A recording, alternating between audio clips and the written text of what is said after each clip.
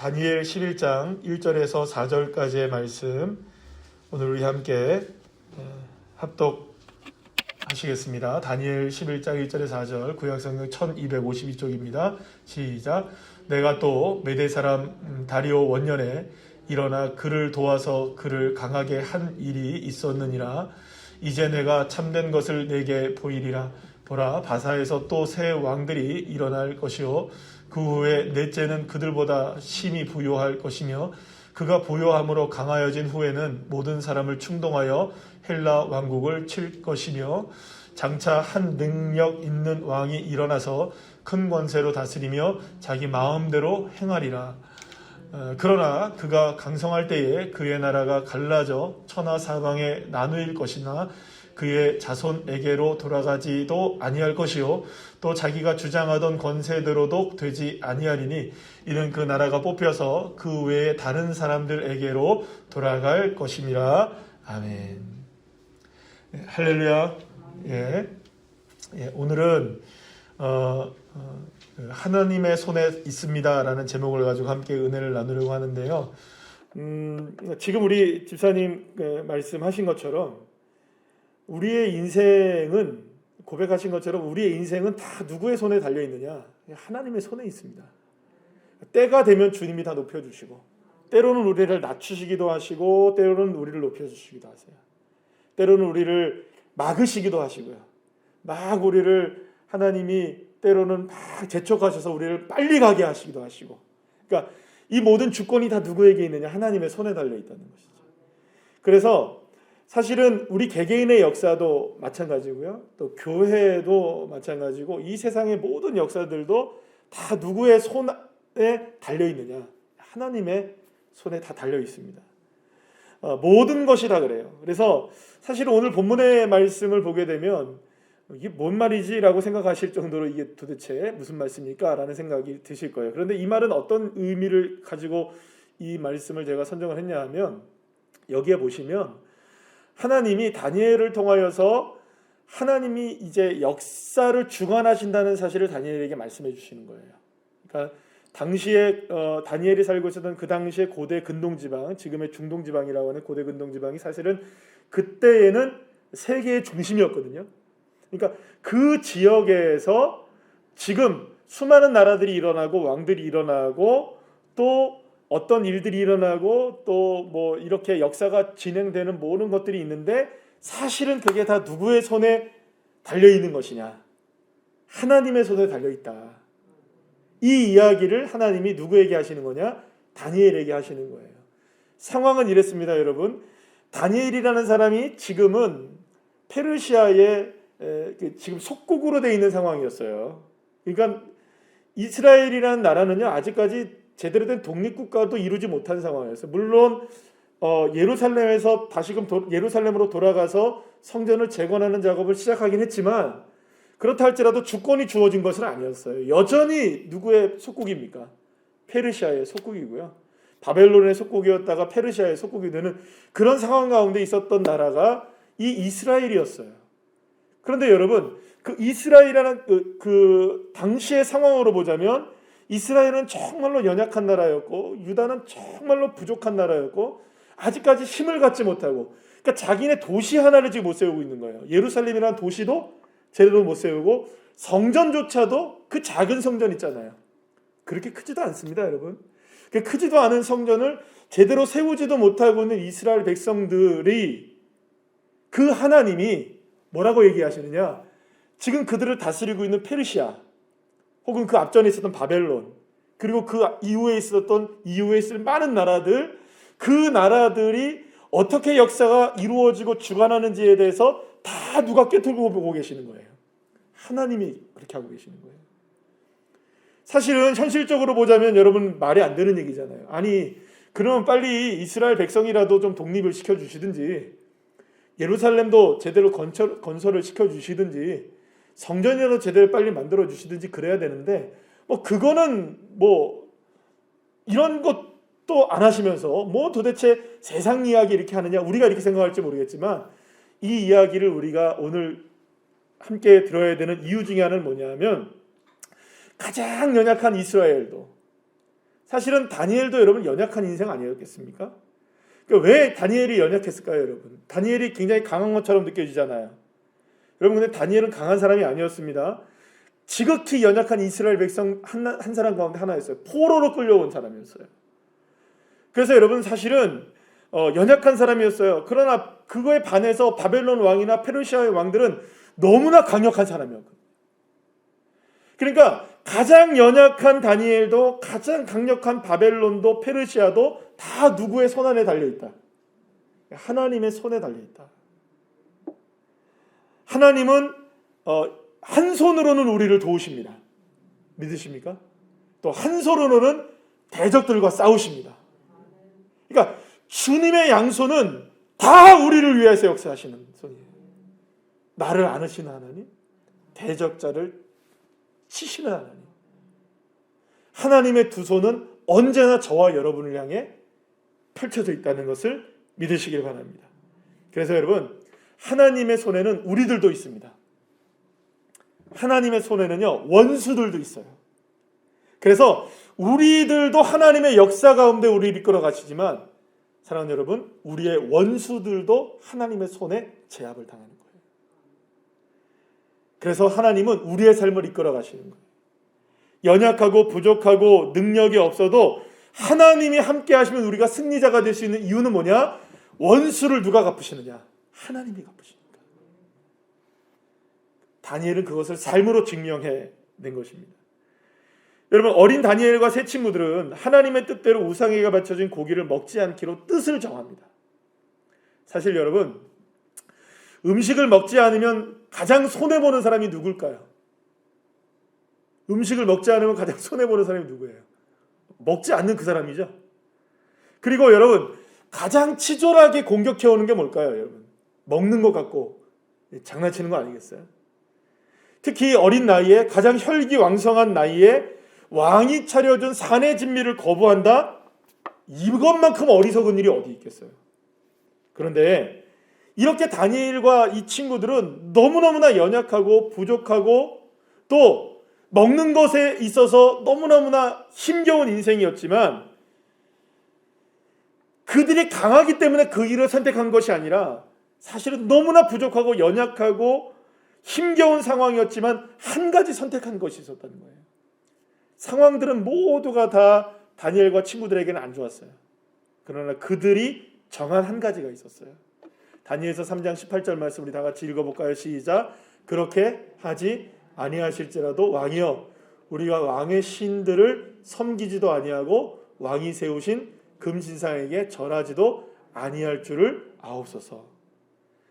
여러분, 다니엘이 깡이 많아가지고 이렇게 얘기했을까요? 다니엘이 능력이 있어가지고 이 이야기 했을까요? 다니엘이 대단한 존재여서 이런 이야기를 한 것이었을까요? 아닙니다. 다니엘에게는 내세울 것이 아무것도 없었어요.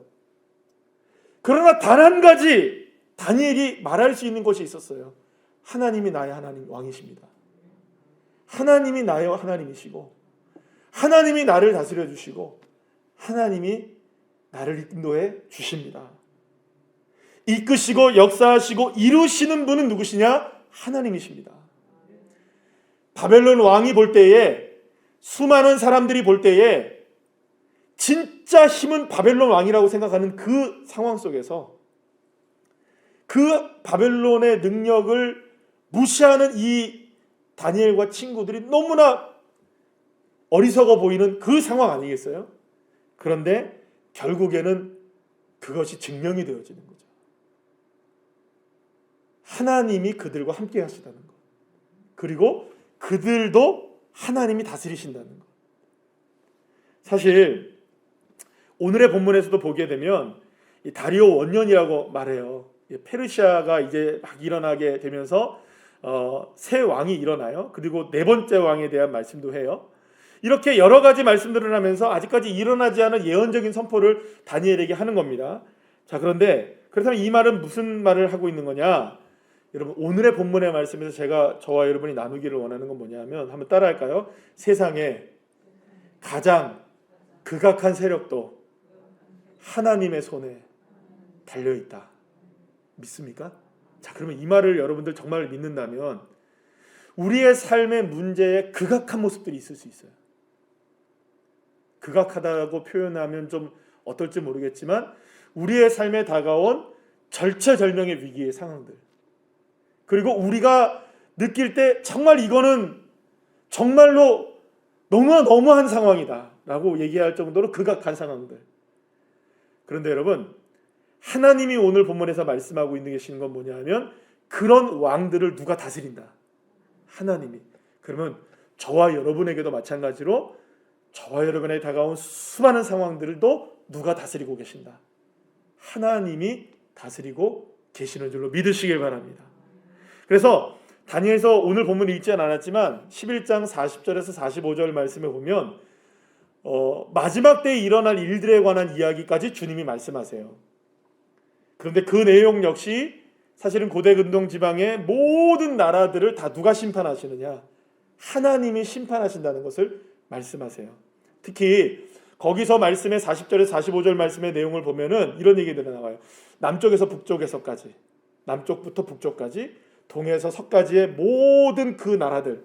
사실 이 나라들이 다 뭘 얘기하는 줄 아세요, 여러분? 역사적으로 보면 다 누구를 괴롭힌 나라입니까? 다 이스라엘을 괴롭힌 나라예요. 그래서 이스라엘을 한 번이라도 괴롭힌 모든 나라들은 다 누구의 손으로 역사하시겠다? 하나님의 손으로 그들 다 징계하시겠다. 로마서 12장 19절 말씀 우리 다 같이 한번 읽어볼까요? 시작. 내 사랑하는 자들아, 너희가 친히 원수를 갚지 말고 하나님의 진노하심에 맡기라. 기록되었으되 원수 갚는 것이 내게 있으니 내가 갚으리라고 주께서 말씀하시니라. 아멘. 사랑하는 여러분, 하나님 다 알고 계십니다. 하나님이 다 갚으십니다. 하나님이 모든 것이 하나님의 손에 다 달려 있습니다. 가장 극악한 세력이라 할지라도 하나님이 다스리고 계시고, 가장 못난 사람이라 할지라도 주님이 그 인생을 이끌어 가시고, 연약하든 강하든 그 어떤 사람의 모습이든 어떤 세상의 모습이든 어떤 세상의 세력이든 힘이든 그 모든 것들은 다 누구의 손 아래에 있습니까? 하나님의 손 아래에 있다. 그러니까 결국에는 저와 여러분의 삶의 모든 문제들, 풀리지 않는 숙제와 같은 문제들, 우리가 처한 삶의 모든 문제들, 꼬여있는 문제들, 힘겨운 문제들 모두가 다 누구의 손에 달려있느냐? 하나님께 맡기라. 하나님께 맡기라. 하나님께서 갚으신다. 여러분 믿으십니까? 그래서 여러분, 지난주 수요일날 우리가 함께 말씀 나눈 것 중에 시편 62편 7절 말씀이 있어요. 우리 쉬운 성경의 말씀을 다시 한번 읽어볼까요? 시작. 나의 구원과 명예는 오직 하나님께 달려 있습니다. 그분은 나의 단단한 바위시며 피난처가 되십니다. 할렐루야. 사랑하는 여러분, 나를 둘러싼 모든 것들이 다 누구의 손에 달려 있을까요? 하나님의 손에 달려 있어요. 그래서 여러분, 연약하다고 해서 우리는 낙심할 일이 아닌 거예요. 방법이 없다고 해서 포기할 일이 아닌 거예요. 왜냐하면 하나님의 손에 달려 있으니까. 너무나 커다란 문제를 만나서 망연자실하고 정말로 이거는 내 삶에 일어나지 말아야 될 일이라고 생각하는 일들이라도 만약 내게 다가왔다 할지라도 가장 극악한 세력도 누가 다스리시니까? 하나님이 다스리시니까. 가장 풀 수 없는 문제도 누가 다스리고 계시니까? 하나님이 다스리시니까. 얼마 전에 어떤 분이 큐브 이렇게 돌아가는 거 있잖아요. 큐브 맞히는 거, 여러분 그게 뭐 법칙을 안다고 하면 쉬운데 우리 같은 사람들은 하루 종일 맞춰도 면 하나도 못 맞히거든요. 방법을 모르니까 그렇겠죠. 근데 그분들은 다다다닥 하니까는 확 이따만한 것도 금방 맞히고 저따만한 것도 금방 맞히고 하더라고요. 몇십 개짜리도 맞히고 그래요. 그분들은 뭘 아는 겁니까? 돌아가는 원리를 아는 거예요. 근데 원리를 모르면 아무리 해도 될까요? 안 될까요? 안 돼요. 사랑하는 여러분, 저와 여러분은 세상이 돌아가는 원리를 아는 사람들이에요. 무슨 원리입니까? 하나님이 다스린다는 원리. 약한 자든 강한 자든 문제가 쉽든 어렵든 모든 것들을 풀어낼 수 있고 역사하시고 이끌어가시고 인도하시는 분은 딱 한 분이신 거예요. 누구의 손에 달려 있습니까? 하나님의 손에 달려 있는 거예요. 그렇기 때문에 여러분, 나를 둘러싼 모든 것들이 하나님에 달려 있다는 것을 믿을 때 모든 것들을 다 하나님이 알고 계시는 거 아니겠어요? 모든 것들을 다 행하시는 분이 하나님 아니시겠어요? 그러니 우리는 하나님 앞에 뭐 할 수밖에 없느냐? 기도할 수밖에 없는 것이죠. 위기가 다가와도 창문을 열고 하루에 3번 하는 기도를 멈추지 않았던 다니엘과 같이 어떤 상황에서도 이 세상의 가장 극한 세력이 나를 둘러 진친다 할지라도 오직 하나님만이 나의 구원이 되신다는 믿음을 가지고 기도하는 자리로 나가고 주님을 찾는 자리로 나가고 주님께 영광 돌리기를 소망하는 믿음으로 우리가 고백할 때 하나님의 역사는 바로 그때 일어나는 것입니다. 사무엘하 22장 4절에서 7절에서 다윗은 이렇게 고백합니다. 우리 다 같이 한번 읽어볼까요? 내가 찬송받으실 여호와께 아뢰니니 내 원수들에게서 구원을 받으리로다.